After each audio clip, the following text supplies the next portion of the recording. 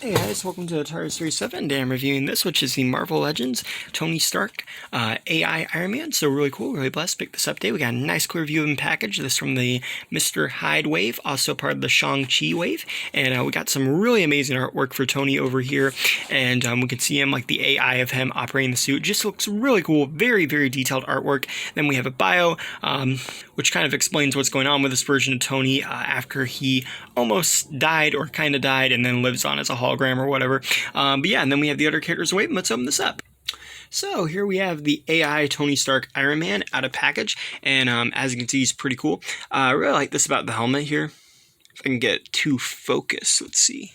It's actually pretty hard to see and almost looks all black at first because of the slits, but I like how there's blue in there, kind of like the lighter blue of the AI. I think that's pretty cool. And as you can see, it's the classic Iron Man helmet and the classic Iron Man suit. This is the suit that Tony wears when he's like this in the comic books. And the face is pretty nice. It's got some nice details on it. I think this is a completely new sculpt, if I'm not mistaken, but it looks good. The hair's good, the face is good. I'd like to actually see this painted, and then here's what it looks like up to the light. So you can see it looks a lot better when you got a light shining through it. But yeah, it's very nicely detailed actually. You got the little arc reactor there, the blue lights, and then you got the classic bright yellow and red, which looks pretty good.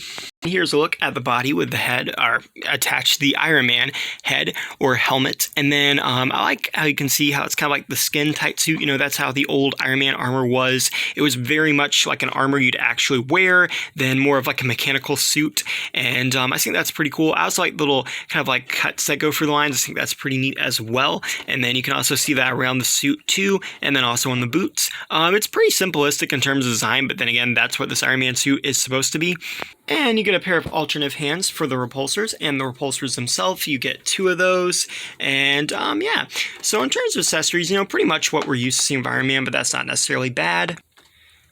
And in terms of articulation, we got a 360 at the head. It can look up and down. We got 360 the arms, swing out the shoulder, double jointed elbows, which are nice. There's also a swivel there, and you got 360 the wrists, and they're on hinges, 360 at the torso. There's an ab crunch that goes pretty far back. His articulation is very good for Iron Man, especially the legs forwards, backwards, and outwards, and to the sides. And then you got a 360 at the thigh, double jointed knees, which are nice. You got a 360 at the boot, I believe. Yeah, you do. And the feet move up and down and go side to side. So in terms of articulation, you know, pretty good. Like a lot of the Iron Man figures that I own are always stiff, so that's pretty nice to see him move around a little bit actually. Here's a comparison with the MCU Mark 7 Iron Man. Just kind of give you a height comparison there, but the Mark 7 is really big compared to a lot of the Iron Man suits. And here's a comparison with the Shang-Chi from this series. So overall, I think this Iron Man, pretty cool. I think they did a good job with him. I believe he's a repaint of the 80th anniversary Iron Man. I didn't pick that one up, so I'm not 100% sure. Overall, I think he's pretty cool, and I think, you know, the design for him is unique. I think that's like a creative version to have.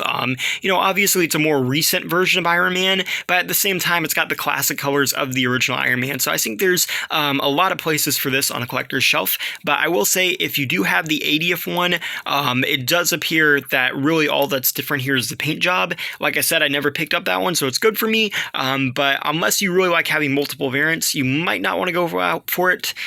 But overall, I do feel it's a really nice paint job, and I really like the new head as well. So yeah, thanks for watching. Please rate, like, and subscribe.